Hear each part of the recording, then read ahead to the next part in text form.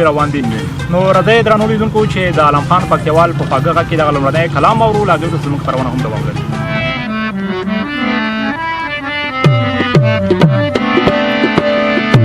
چیرته تور تور غرونو کې مې ګورا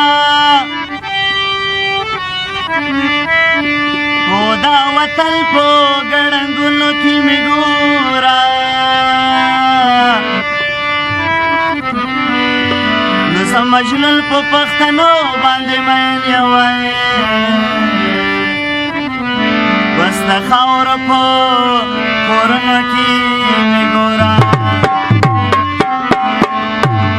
د غم شیبې دې خوشحالي په لارو براولې چې پکې امن سوله وي داسې اختر راولې د غم شیبې دې خوشحالي په لارو براولې چې پکې امن سوله وي داسې اختر راولې چې پکې امن سوله وي داسې اختر راولې.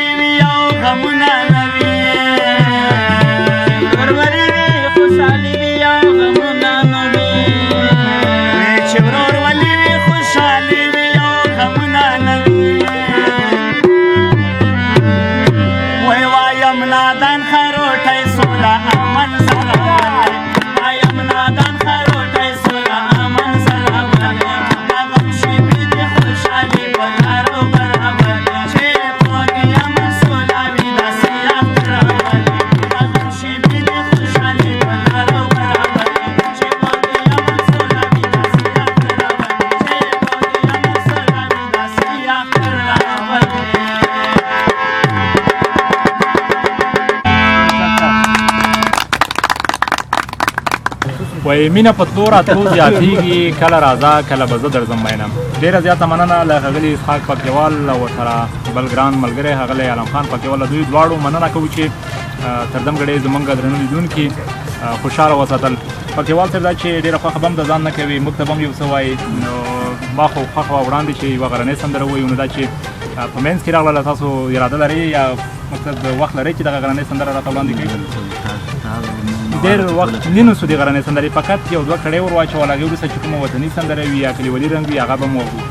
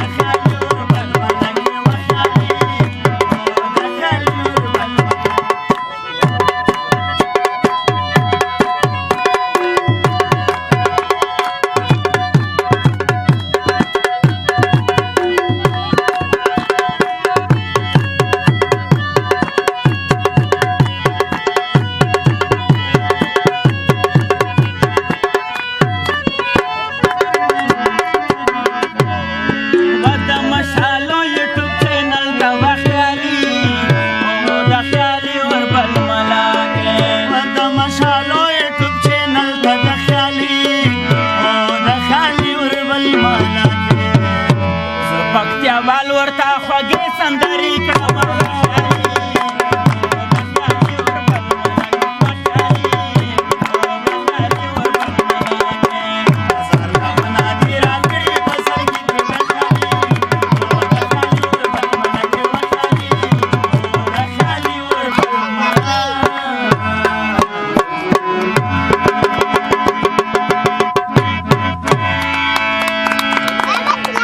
ډیره زیاته مننه بیا هم له ښاغلي علم خان او اسحاق صاحب څخه چې تر دمګړې زموږ د یوټیوب چینل د مشهورو د خپرونې درنه کتونکي او لیدونکي خوشحاله وساتل. بیا هم له تاسو نړۍ مننه کوو. نو دوستانو دا چې زموږ خپرونه مخ پر خلاصېدو دی. وروستی پروګرام کې موږ ټپې لرو. د بعضو ملګرو غوښتنه وه چې درې وړه د عارف دی هم ورسره وي او ښاغلی علم خان پکتیاوال او اسحاق دی په غبرګو اوازونو کې ټپې ووایي. خپرونه چې تاسو ته مو وړاندې کړه. تمه لرم چې دغه پروګرام به تاسو تر وروستیو شېبو زموږ سره تعقیب کړی وي او خوند به مو ترې اخیستی وي. تر بلې وي داسې خپرونې چې زه فرید فردوس تاسو په درنه چوپړ کې حاضرېږم. ما ته اجازه راکړئ چې هر چېرې یاستئ روغ جوړ خوشحاله سوکاله او صحتمند اوسئ.